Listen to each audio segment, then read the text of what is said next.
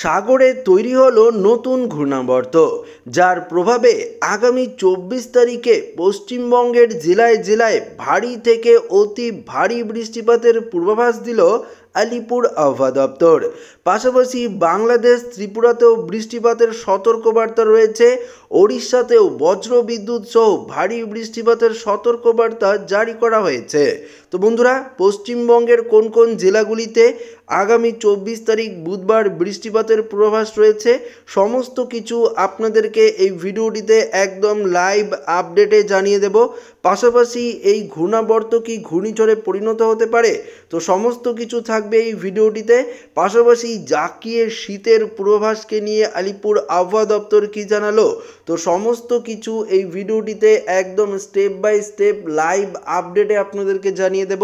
তো ভিডিওটি শুরু করার আগে আপনাদের কাছে ছোট্ট একটি রিকোয়েস্ট রইল, নতুন হয়ে থাকলে অবশ্যই চ্যানেলটিকে সাবস্ক্রাইব করবেন এবং পাশের দেওয়া বেল আইকনটিকেও প্রেস করবেন এই ধরনের লেটেস্ট ভিডিওর আপডেটগুলো সর্বপ্রথম সবার আগে পাওয়ার জন্য।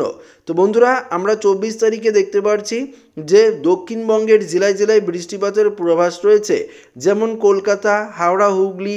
পাশাপাশি যদি দেখি আমরা বাদুড়িয়া দেখতে পাচ্ছি, টাকি, হিঙ্গলগঞ্জ, বারুইপুর, বিষ্ণুপুর, খেতালা, শ্যামপুর, বজবজ, বাগনান, কোলাঘাট, শ্যামপুর, ডায়মন্ড হারবার, মহিষাদল, তমলুক, ময়না, পাঁশকুড়া, বালিচেক, এদিকে পিংলা, বেলি, মেদিনীপুর, খড়গপুর, কেশপুর, শালবনী, এদিকে কাশুরি, বেলদা, সেবাং, ভগবানপুর, বাজকুল দেখতে পাচ্ছেন। এই যে জায়গাগুলি রয়েছে এখানেই কিন্তু বৃষ্টিপাতের পূর্বাভাস। অন্যদিকে হলদিয়া দেখতে পাচ্ছি, খাজুরি, কোন্টাই, দীঘা, মন্দারমণি থেকে শুরু করে বেদগাঁও, মোহনপুর, দাঁতন, এগড়া, এদিকে তো বৃষ্টিপাত চলবে। অর্থাৎ পশ্চিম মেদিনীপুরের প্রায় সমস্ত জেলায় বৃষ্টিপাতের পূর্বাভাস থাকছে। অন্যদিকে ঝাড়গ্রামের দিকেও বৃষ্টিপাত থাকছে, গঙ্গাসাগর, নামখানা এদিকে বৃষ্টিপাত থাকছে, সুন্দরবনের দিকে একটা বৃষ্টিপাতের সম্ভাবনা আমরা দেখতে পাচ্ছি। তো বুঝতেই পারছেন এই নিম্নচাপের প্রভাবে অর্থাৎ ঘূর্ণাবর্তের প্রভাবে আবারও কিন্তু একটা বৃষ্টিপাতের পূর্বাভাস। অন্যদিকে বাংলাদেশে যদি দেখি আমরা সাতক্ষীরা, খুলনা, মাথাবেরিয়া, উপকূলের জেলা যেমন লালমোহন, কলাপাড়া, শ্যামনগর, এদিকে চিটং, মহেশখালীর দিকে বৃষ্টিপাত চলবে। ত্রিপুরাতেও কিছু কিছু জায়গায় বৃষ্টিপাত চলবে। তবে উত্তরবঙ্গে যদি দেখি যেমন মালদা, দুই দিনাজপুর, আলিপুরদুয়ার, কোচবিহার, দার্জিলিং এদিকে আকাশ পরিষ্কার, বৃষ্টিপাতের সতর্কবার্তা নেই। অন্যদিকে অসমের গোয়ালপাড়া, গুয়াহাটি, তেজপুর, ডিব্রুগড়ের দিকেও আকাশ পরিষ্কার থাকছে। বাংলাদেশের দিকে রংপুর, কালাই, রাজশাহী, মিরপুর, ময়মনসিংহ, সিলেট, ঢাকার দিকেও আকাশ পরিষ্কার, বৃষ্টিপাতের সেরকম পূর্বাভাস নেই। তবে বৃষ্টি পশ্চিমবঙ্গের দক্ষিণের জেলা এবং বাংলাদেশের দক্ষিণের জেলা, পাশাপাশি ত্রিপুরার দক্ষিণ সাইডে বৃষ্টিপাতের হওয়ার সম্ভাবনা রয়েছে। তবে বেশি বৃষ্টিপাতের সম্ভাবনা রয়েছে এই ঘূর্ণাবর্তের প্রভাবে, সেটা হচ্ছে উড়িষ্যায়। দেখতে পাচ্ছেন ভুবনেশ্বর থেকে শুরু করে উড়িষ্যার যে উপকূলের জেলাগুলি রয়েছে এখানে সবথেকে বেশি বৃষ্টিপাতের পূর্বাভাস রয়েছে। এবং এই ঘূর্ণাবর্তটি আস্তে আস্তে যদি দেখি আমরা, তাহলে আমরা দেখতে পারবো উড়িষ্যা হয়ে এটা কিন্তু একদম আবারও বঙ্গোপসাগরে প্রবেশ করে একটা সাধারণত ঘূর্ণাবর্ত থেকে একদম আবারও কিন্তু দেখতে পাচ্ছি যে এটা কিন্তু শক্তিশালী রূপ নিচ্ছে না। অর্থাৎ এই ঘূর্ণাবর্তটি শুধুমাত্র যদি আমরা দেখি তাহলে দেখতে পাচ্ছি 25 তারিখ সকালের দিকেই বঙ্গোপসাগরে এটা কিন্তু বিলীন হয়ে যাচ্ছে। অর্থাৎ এর প্রভাবে সেরকম কোনো ক্ষয়ক্ষতির সম্ভাবনা নেই, বা এই ঘূর্ণাবর্ত থেকে ঘূর্ণিঝড়ের সম্ভাবনা কিন্তু একদমই নেই। যদি ঘূর্ণিঝড়ের সম্ভাবনা থাকে সেটা অন্য কোনো ঘূর্ণাবর্ত হতে পারে বা নিম্নচাপ হতে পারে, সেখান থেকে ঘূর্ণিঝড়ের সম্ভাবনা তৈরি হতে পারে, সেটা আপনাদেরকে জানাবো। তবে আপাতত যা আপডেট সেটাই দেখিয়ে দিচ্ছি আপনাদের। 24 তারিখে ঘূর্ণাবর্তের প্রভাবে পশ্চিমবঙ্গের দক্ষিণের জেলাগুলিতে বৃষ্টিপাত। তবে আজকে এই মুহূর্তের আপডেট কি বলছে, এই মুহূর্তে কোনো রকম বৃষ্টিপাতের সতর্কবার্তা পশ্চিমবঙ্গে নেই। দক্ষিণ থেকে উত্তর সমস্ত জায়গায় আকাশ পরিষ্কার থাকছে। পাশাপাশি বাংলাদেশ, ত্রিপুরা, অসমের দিকেও আকাশ পরিষ্কার থাকছে। রাতের দিকেও আকাশ পরিষ্কার। আগামীকালও যদি আপনাদেরকে দেখায়, আগামীকালও বৃষ্টিপাতের সতর্কবার্তা নেই। আগামীকাল ওড়িশায় বৃষ্টিপাত আস্তে আস্তে প্রবেশ করবে এবং ঘূর্ণাবর্তটি বঙ্গোপসাগরে তৈরি হবে, এবং তারপর বুধবার থেকে অর্থাৎ 24 তারিখ থেকে দক্ষিণবঙ্গ জেলায় জেলায় কিছুটা বৃষ্টিপাতের সতর্কবার্তা থাকছে। আমরা পরিষ্কারভাবে আপনাদেরকে কিন্তু একদম লাইভে দেখিয়ে দিলাম। তো বন্ধুরা, এখানে মেঘমালা করেও যদি আপনাদেরকে দেখাই, দেখতে পারবেন অনেকটা জায়গা জুড়ে মেঘ থাকবে।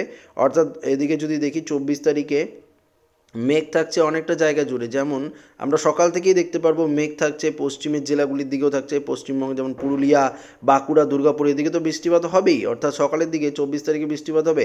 এবং বীরভূম, মুর্শিদাবাদের দিকেও কিছুটা আমরা মেঘ লক্ষ্য করতে পারবো, নদিয়ার দিকে, বর্ধমানের দিকে মেঘ লক্ষ্য করতে পারবো। পাশাপাশি জামশেদপুরের দিকে বৃষ্টিপাত চলবে, চাকুলিয়া, ঝাড়গ্রামের দিকেও মেঘ থাকছে, পূর্ব মেদিনীপুরের দিকে হালকা এবং নদীর দিকেও হালকা মাঝারি মেঘ থাকবে। তবে আস্তে আস্তে এই মেঘ কিন্তু প্রবেশ করবে অনেকটা জায়গা জুড়ে, আমরা পরিষ্কার দেখতে পাচ্ছি।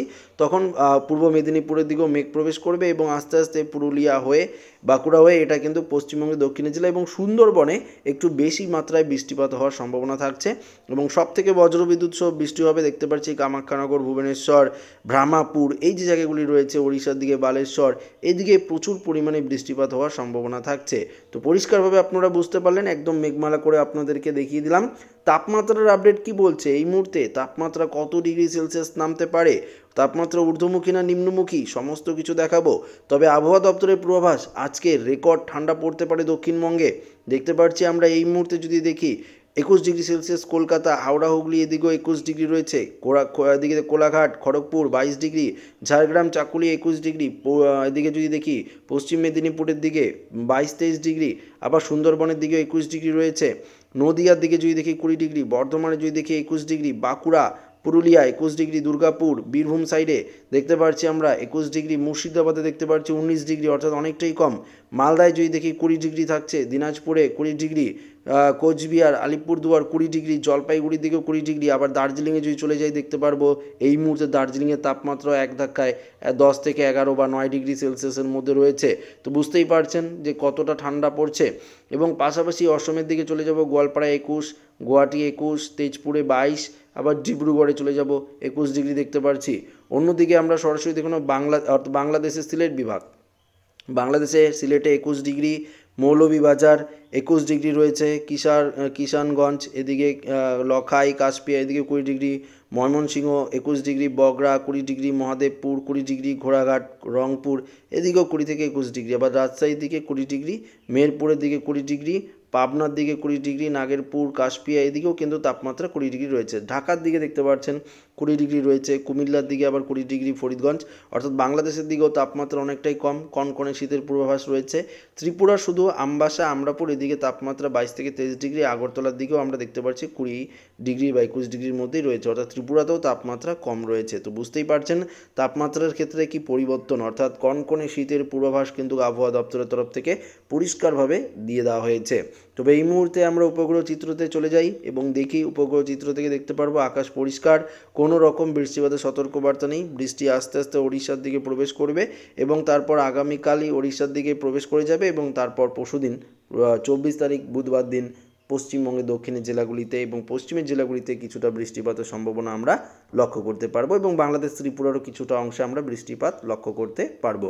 তো বন্ধুরা, ঘূর্ণিঝড়ের সম্ভাবনা রয়েছে কি না সেটা যদি আপনাদেরকে দেখাই, ইসিএম আপডেটেই সরাসরি আমরা আপনাদেরকে দেখাবো। বঙ্গোপসাগরে এই মুহূর্তে যদি দেখি কোনো রকম ঘূর্ণিঝড়ের পূর্বাভাস নেই। 24-25 তারিখও যদি আপনাদেরকে দেখাই কোনো রকম ঘূর্ণিঝড়ের পূর্বাভাস নেই। একদম লাস্ট আপডেট 31 তারিখে আমরা যদি চলে যাই তাহলে আমরা দেখতে পারবো কোনো রকম ঘূর্ণিঝড়ের পূর্বাভাস নেই। তবে জিএফএস মডেলে যদি চলে যাই, গ্লোবাল ফোরকাস্ট সিস্টেম, তাও আমরা দেখতে পারবো গ্লোবাল ফোরকাস্ট সিস্টেমও বলছে কোনো রকম ঘূর্ণিঝড়ের সম্ভাবনা জানুয়ারি মাসের দিকে ভারতবর্ষ বা পশ্চিমবঙ্গ এদিকে কোনো রকমভাবে নেই, বাংলাদেশের দিকেও কোনো রকম ঘূর্ণিঝড়ের সিস্টেম আপাতত নেই। যদি তৈরি হয় অবশ্যই আপনাদেরকে জানাবো।